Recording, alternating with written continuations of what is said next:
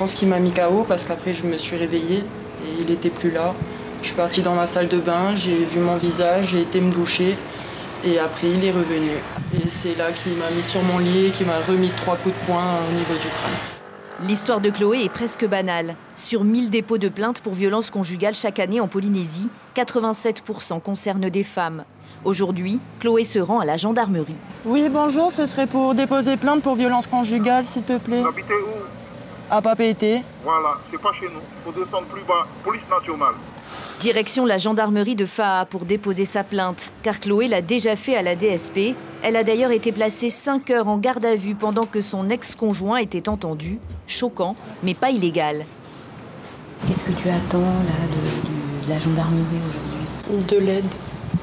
De l'aide, que je puisse enfin être tranquille, récupérer mon argent et tranquille chez moi. Car en plus de l'avoir frappé, son ex-petite amie l'a volé. Après 20 minutes d'attente, la jeune femme de 25 ans va être reçue. C'est très dur, ça met une boule au ventre. Et puis l'attente, c'est encore pire.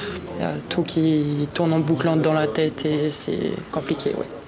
Devant la gendarmerie, Tiare, 38 ans, qui a traversé la même épreuve et qui en a gardé les séquelles sur le visage.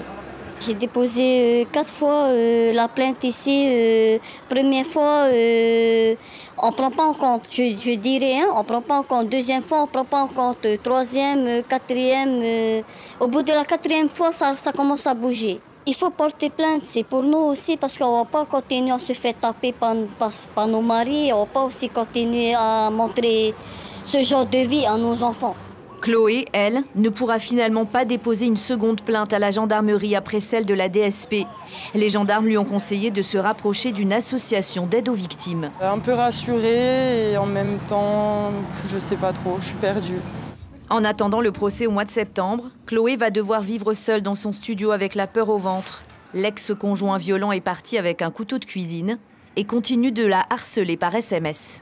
Il faut attendre et se dire juste j'espère qu'il va parvenir ou s'il revient, oui il y a les numéros mais est-ce qu'ils vont arriver à temps, est-ce qu'ils vont bouger, Pas avant septembre le procès? Ouais, c'est loin, ça fait beaucoup de temps. C'est long, après les gendarmes m'ont dit que je suis plutôt chanceuse, qu'apparemment c'est rapide vu qu'il y a beaucoup d'affaires comme ça ici. Moi je trouve ça loin parce que du coup ça veut dire qu'en septembre il va falloir revenir encore sur cette histoire alors que j'ai juste envie d'avancer et faire ma vie quoi. Chloé pourra encore porter plainte, seulement si de nouveaux faits de violence ont lieu. En attendant, elle aura juste un numéro d'urgence pour se rassurer.